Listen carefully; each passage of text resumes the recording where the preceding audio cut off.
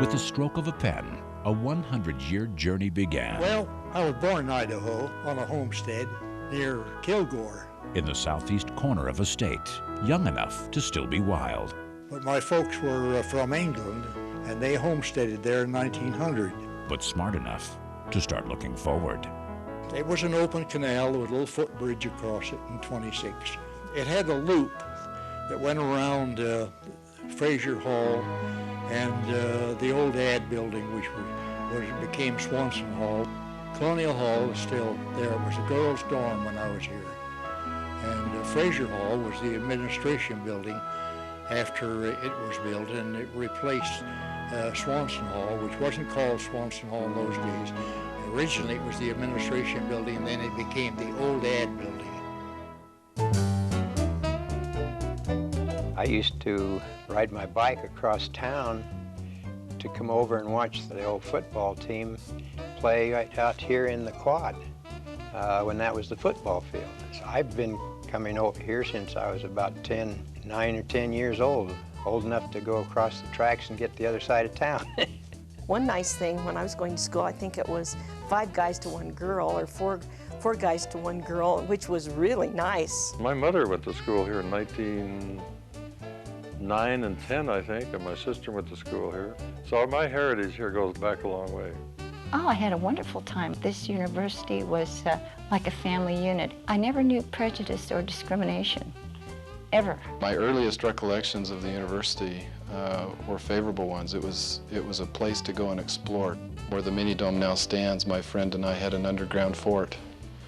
Probably the earliest memories are just going to football games in Spud Bowl. You know, gee, that was great fun for a young person. Of course, the dresses changed, and hairstyles. We had a good time, and I don't think any of our pranks were destructive. Most of them were very educational. This is not the same campus as it was in 1965. It was a growing time. Of course, you know, we all knew where we were going as soon as we graduated. The dorms were a mixture of the kids that were on scholarship for basketball and football.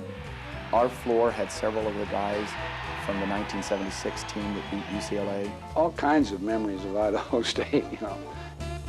It's been a part of my life for a long time.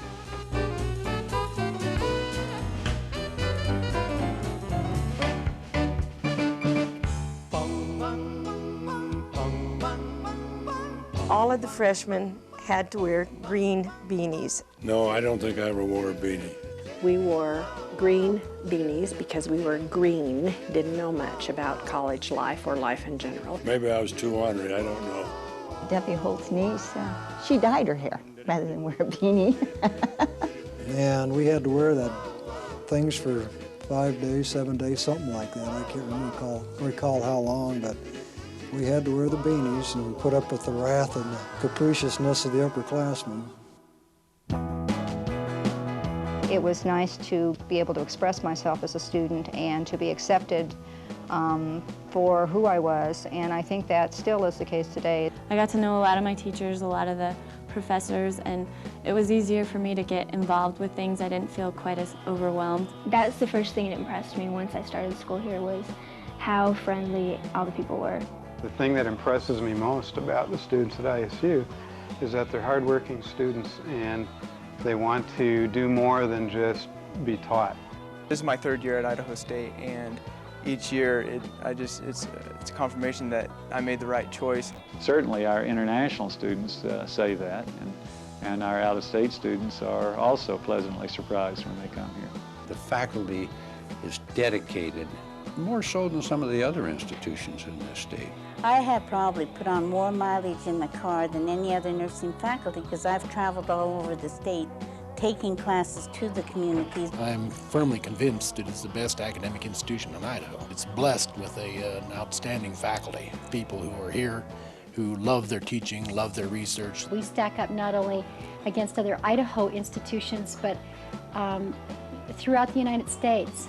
And I really enjoy the teachers who put their heart and soul into teaching. When they get in front of a classroom, just explode with energy. In the 70s, there were a lot more activities to do that potentially could get you in trouble. And so the involvement of everybody was just fantastic, exciting. the most colorful and exciting parts of university life is its intercollegiate sports program.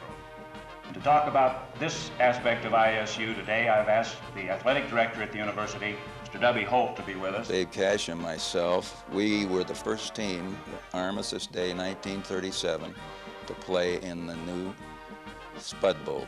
But I remember going there and sitting on the stone seats and freezing parts of our anatomy while we watched the Idaho State football games. It was football then, you know. We had leather helmets, no face mask. Everybody played offense and defense. We didn't have platoons. One game we played against a school from California, it was at Chaffee. I think it was about 8 below zero. And the poor guys in California, and they got off the bus and looked at that. They almost got back on the bus and went home. And the way they played, I think they should have. We needed a new football stadium because we could only seat 3,000. I have thought for a number of years that our only answer was to play on Saturday night under a roof. We had a new president, President Davis. And we came up with this multi-purpose sports arena, which the students voted an increase in student fees to make this possible. So it looks like the arena is off the ground. I never forget the time when Dr. Davis said he'd go. He said, well, it better work or you and I are both gone. There's probably a $6.5 million impact a year that's directly attributable to Holt Arena's activity. When we won the national championship in '81, and I'm not even a football player, you know, but all of a sudden, people knowing Idaho State University, you guys, yeah. Well, of course, the one that comes to mind in the Olympics is Ed Sander, our heavyweight, who fought the Russian for the World Championship.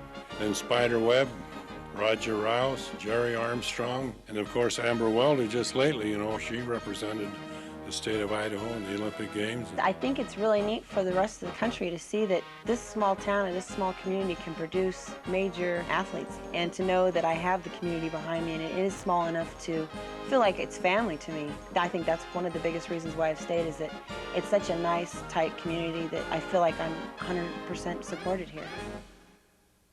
You have the university tied to the community with town and gown, as we used to call it. When we moved here, it was a railroad town in which there happened to be a college. That ratio has reversed. It is now a university town that the train runs through. This university, in my opinion, and I think correctly so, is now the dominant factor in this community. When you have young people who go to school here and stay here, then obviously that builds the economy over time. And these are well-educated people. Large percentage of our graduates stay right in Idaho. You have to assume that Idaho State University is a benefit not just to Pocatello, but it's a benefit to Twin Falls, it's a benefit to Idaho Falls, it's a benefit to the Upper Valley, it's a benefit to the Lower Valley. It has a regional impact. When I moved to Idaho Falls 9 years ago, there were probably less than a couple hundred students taking classes. And most of those students who took class in Idaho Falls also had to ride the bus and come to Pocatello quite often. Proud to say that we have 2,300 of ISU's best students in Idaho Falls. And so it's a very important thing to our community, not only just because it grants degrees, but because it adds a cultural element to our community that we don't otherwise have. You've got to have some diverse ideas, some diverse religions. You've got to have that diversity in order to grow. A college or university is the most important asset that any community can have. The 100-year thing, you know, we're going to be around maybe 200 or 300 years from now. It's a nice thing to go through, but there's nothing particularly significant about the fact that it's 100 years rather than 110 or 90. It's just a nice time to have a celebration. Well, I think it's an opportunity for us to reflect on the university's past and to be proud of our accomplishments over the course of that time, but also to look toward the future, set some goals, and then celebrate all of that. The other thing about anniversaries that I like, and I think it's very good, it gives us a chance to project into the future. What will we like to see happen? I think that this is a real opportunity for the university and the community to share in a celebration. It's a significant milestone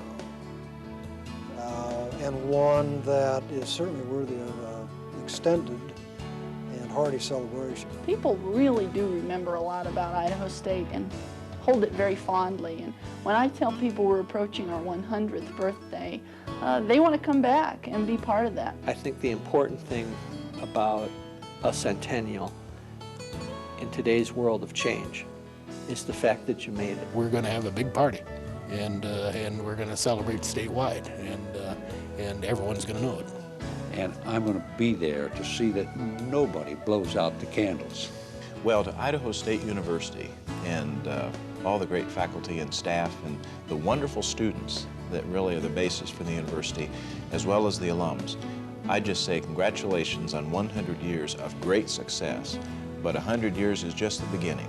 Idaho State University has a fantastic future, and it's because of all of you.